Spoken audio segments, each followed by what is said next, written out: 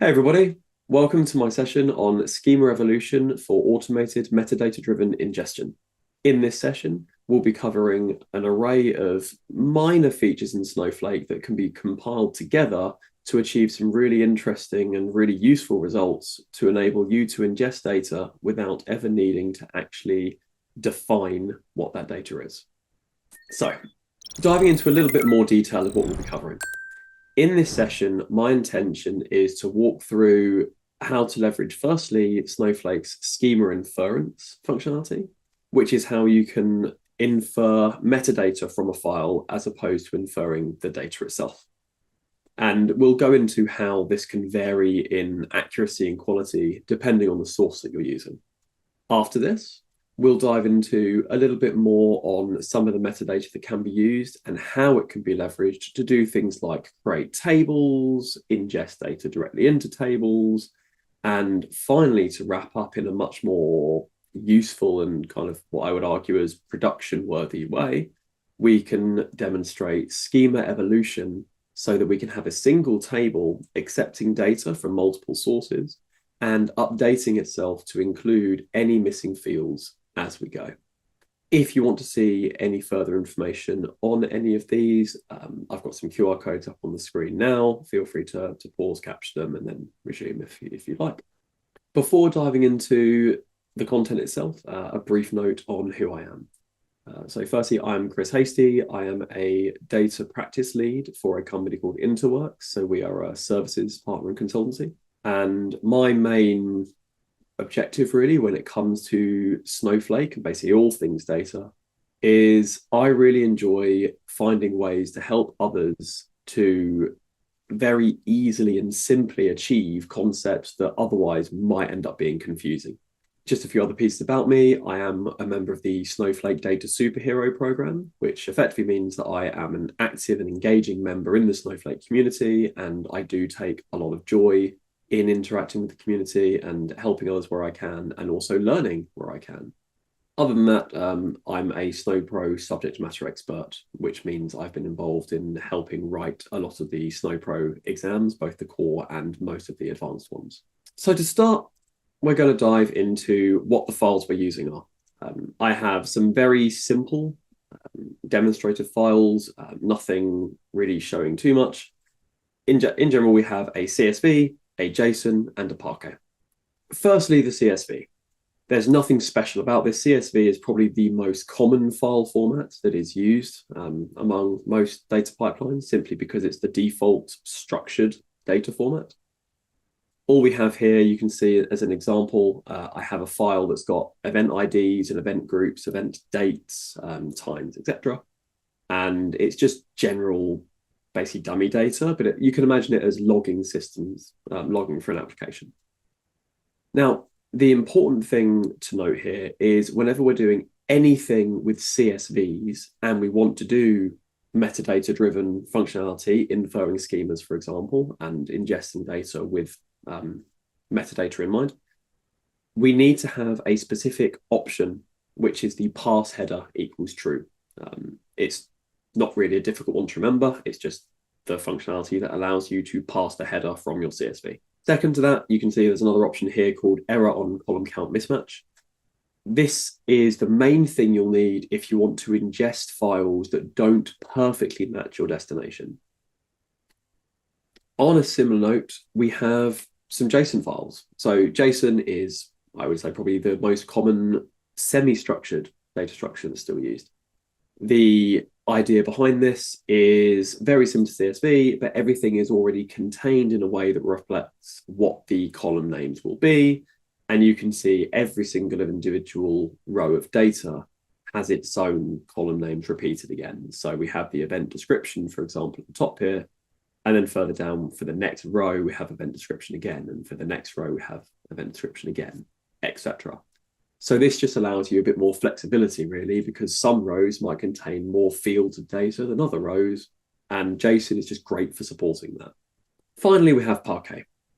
Parquet really, to be honest, great for anything you're doing in terms of metadata-driven functionality, because Parquet is a file type that actually keeps metadata alongside the data itself.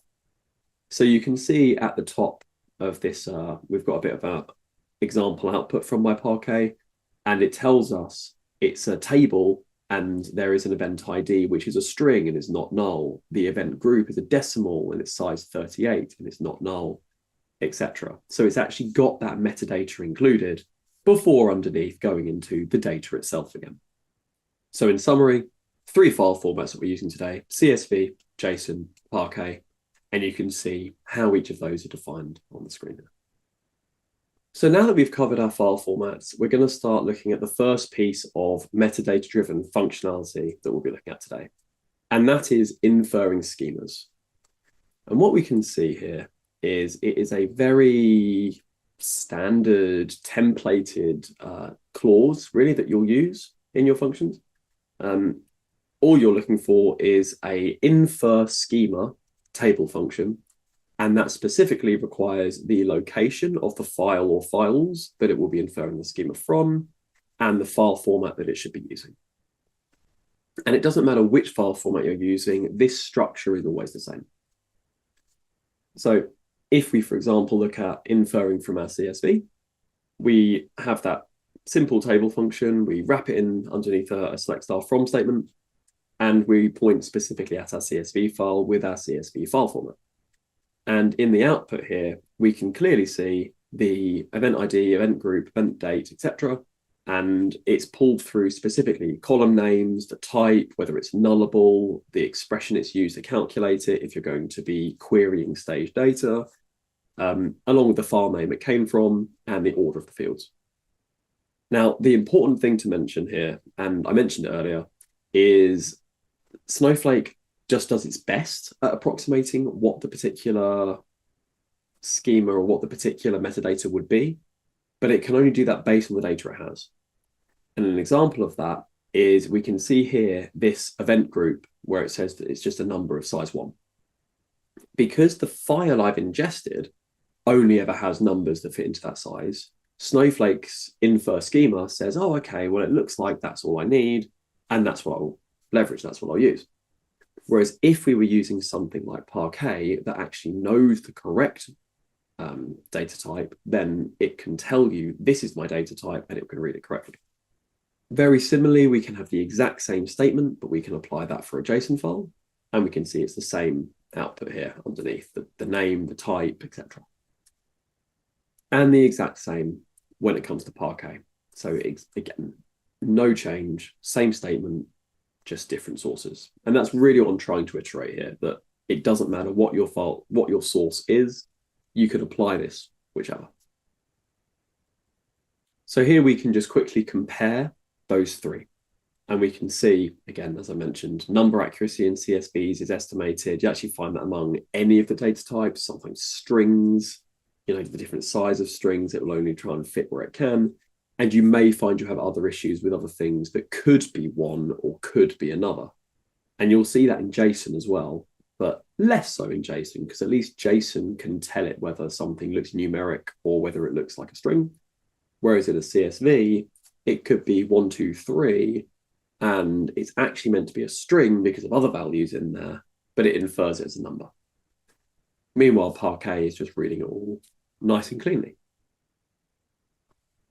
We'll now move on to the next section. So now that we've looked at inferring schemas, what I'd like to look at is how we can use that inferred schema to actually, have an impact, because it's no use just being able to read it if we can't use it. One of the ways we can use it is with a functionality that Snowflake refers to as table templates. And with these templates, what we're able to do is create tables that match the data in the template, but we can populate that template with the infer schema functionality. So we can see an example here in this code where I'm just using the exact same statement as I was using before, but instead of just outputting it as a table with the select star, I'm doing a very minor bit of SQL, array object construct. Don't worry too much about remembering that exact thing. If you look at any of the documentation really for Snowflake and table templates, you'll see that little snippet. But what you can do is when you use that, it turns that table into a full array of dictionaries. So it basically outputs a JSON structure, if you will, that contains all that information on the table. So let's show what we mean. For CSV, you can see I've run this statement and it's wrapped everything up into a single row of data, and it's all kind of bolted in there. And I will admit, within this notebooks, and I'm using notebooks to present so that you can see all of this stuff is running live in Snowflake. You can see in this particular window, it's not as useful to read it, but I'm going to expand it in a moment. So I'm just going to show firstly that for JSON, it's the exact same statement, exact same style of output, and as well for Parquet, the exact same statement, the exact same type of output. So when it comes to these outputs, and this is one of the nice things you can do in notebooks, and I'd just like to take aside to talk about notebooks, is everything you can see on the screen here, I'm generating in my Snowflake notebook, and I'm actually referring back to the data that I've retrieved from my previous queries. So none of this is hand-coded. I've not had to go and write out all the bits of information that's being displayed. I'm actually using Streamlit that's hosted within my notebook. And if I expand this out, this one, you can see there's a whole load of markdown and etc. going on underneath, but it's all Streamlit code. And you can actually see I am doing things like finding my SQL table template CSV clause, which was this one up here. And I'm able to directly reference within my notebook, retrieving the attribute for, well, query executed is effectively saying this is the code that it ran, and then results is pulling down the actual result set that it output. And I'm able to very neatly within a notebook and with Streamlit pull those things together so that in this output we have underneath, you can clearly see the command that was run and the results. And speaking of the result, you can see here, I'll scroll back up slightly so we can see CSV, JSON, Parquet. You can see here, the output of this function is very, very similar. The whole point of the table template is it's very similar. Doesn't matter where it's come from. It is just a fixed structure for the template of a table. And you can see there might be some differences. For example, JSON might not have the columns in the same order because some JSON structures put things in alphabetical order, whereas Parquet, again, we've mentioned Parquet remembers metadata. Parquet will remember the correct order of fields. And the other thing that I'd like to mention at this point is we can see these table templates working quite nicely on their own, just with this select star.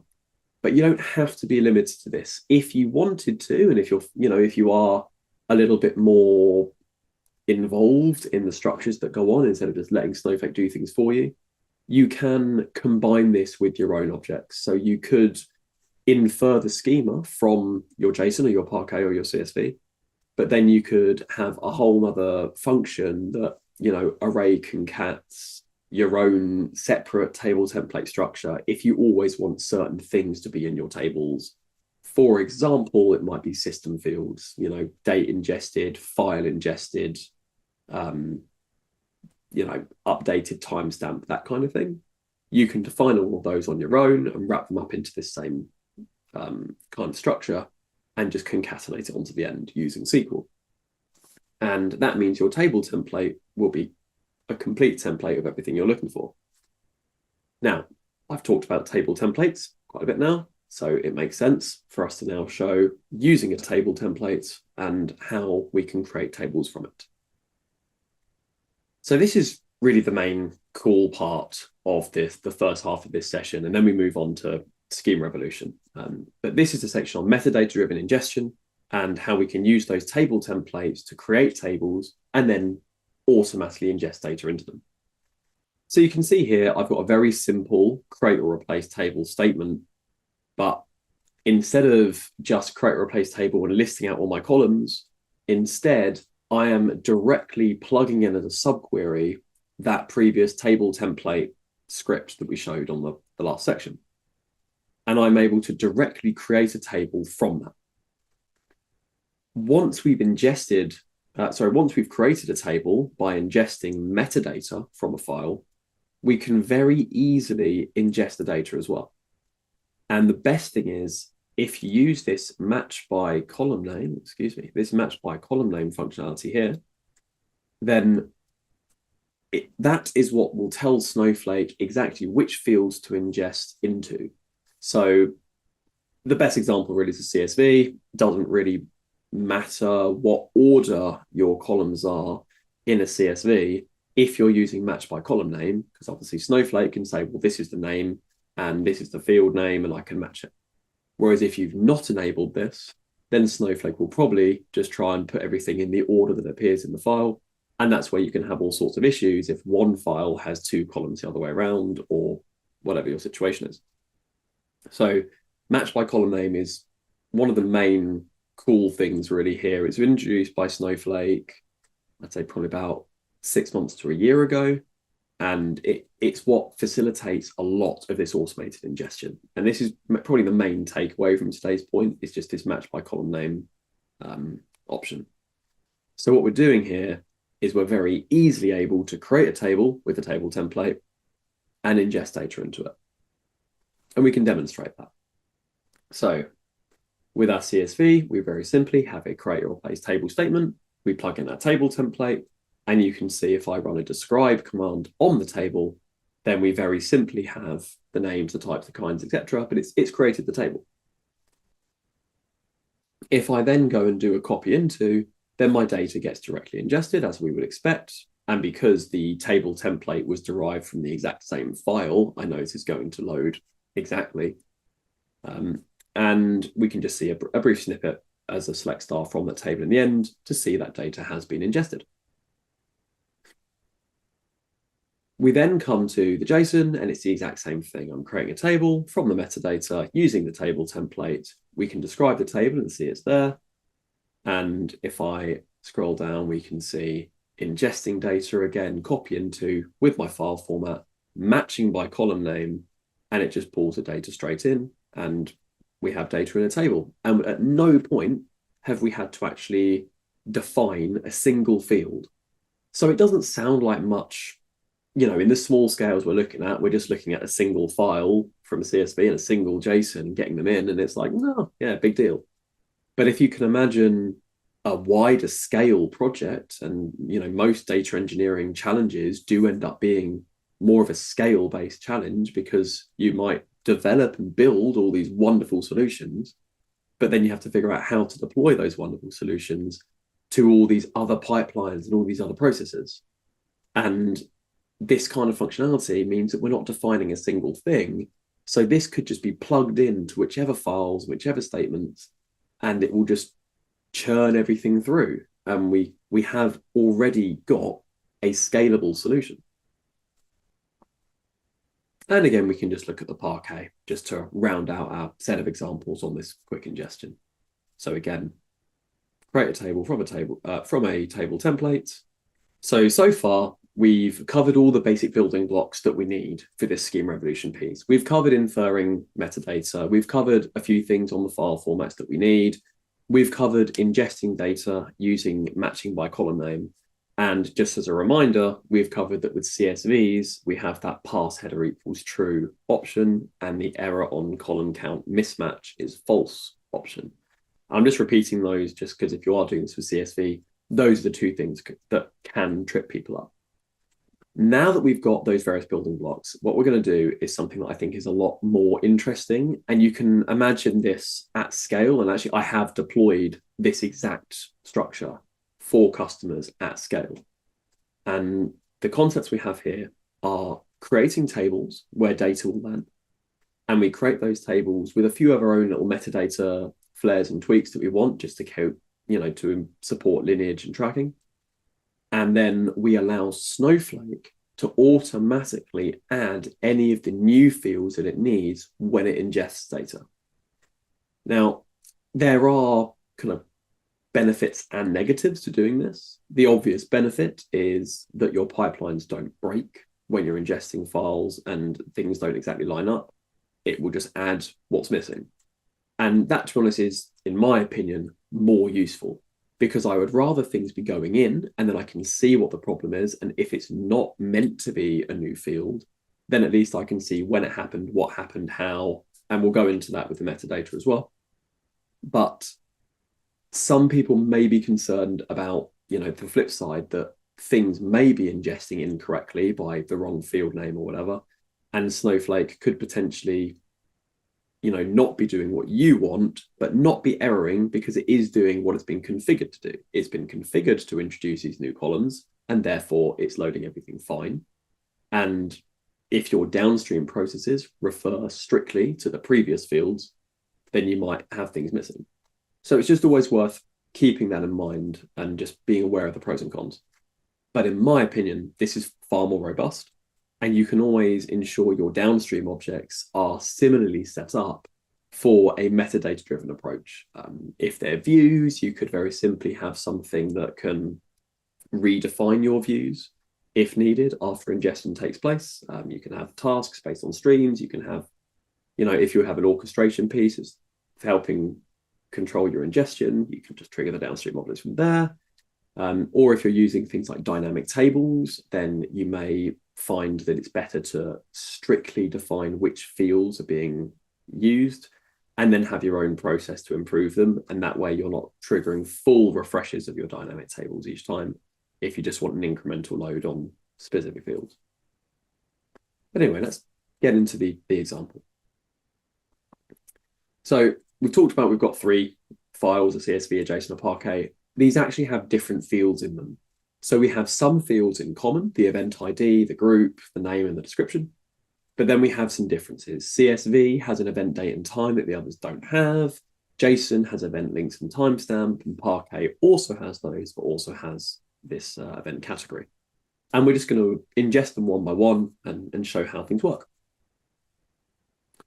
Before we ingest them, we need a place to ingest them to, and that's where this destination table comes in. Now, the coup de grace, if you will, the main point of this is the enable schema evolution option. And this is what tells Snowflake I'm allowed to add new columns. I don't throw out an error when there's a problem, I just add a new field. And obviously, if I'm missing fields in what's coming in, that's handled separately by the error on column count mismatch if you need it to. So between the two of them, you have a robust pipeline because things will either be added when they're not needed, or when something is missing from an ingestion, it can still ingest everything else, and it can just flag that that is not, and it will just leave those fields as not.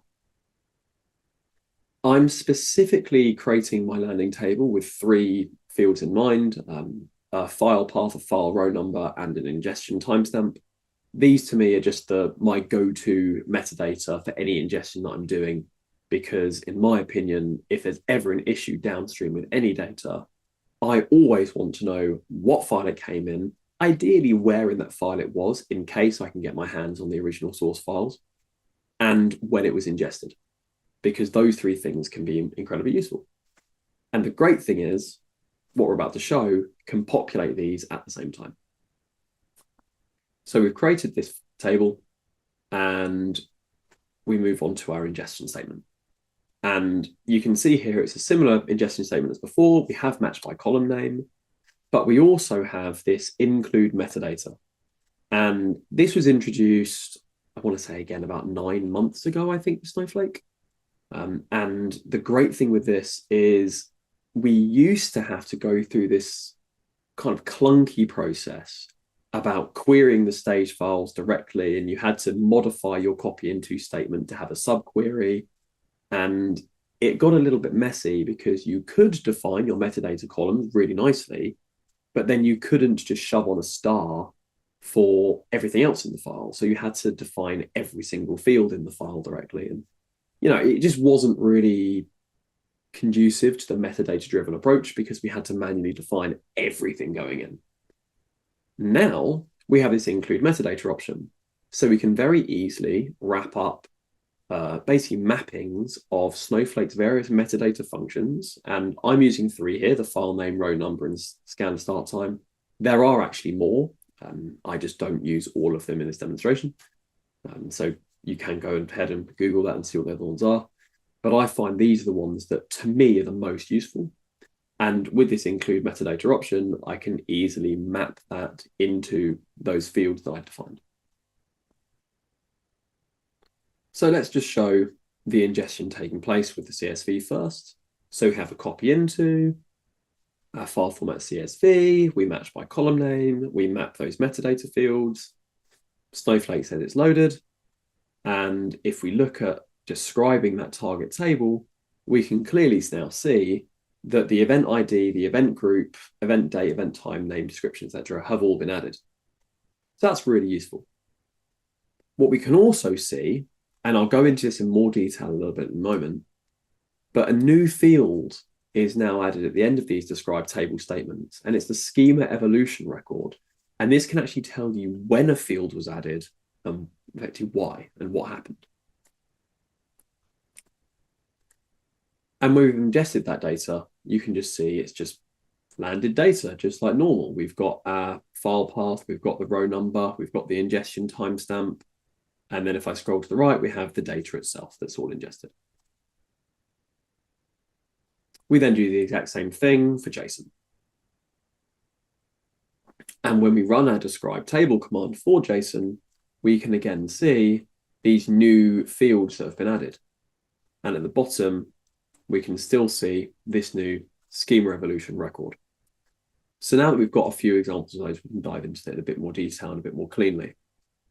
So we can see here, these are just examples of the schema evolution record. And you can see the main thing is it's got the type of the evolution. So here, all we're doing is we're adding columns. It's nothing too grand, but we're adding fields into the data. The evolution mode copy is more indicating that this took place during a copy statement. And we can see, most importantly, the file that it came from. We can see the time it was triggered, and we can see the query ID. So you can imagine now, you've got a query ID, you've got a file name, and then within your table, you have ingestion timestamps, and you have source files, and you have row numbers, etc.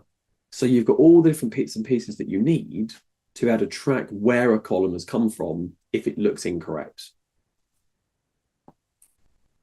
When it comes to how the data lands, you can see very clearly here, we've got a bunch of nones or nulls.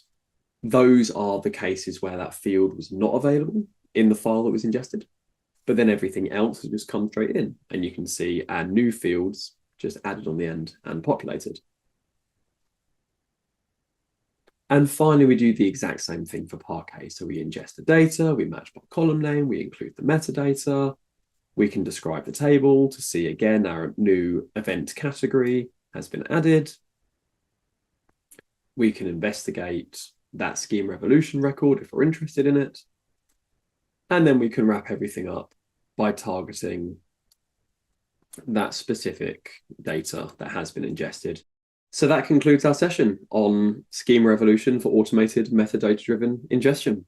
What we've covered here, just to recap, is some code templates. We have inferring schemas. We have using those inferred schemas within table templates, and how those table templates can then be fed into create table statements to create the table itself. And then we ingested data directly into those tables using match by column name.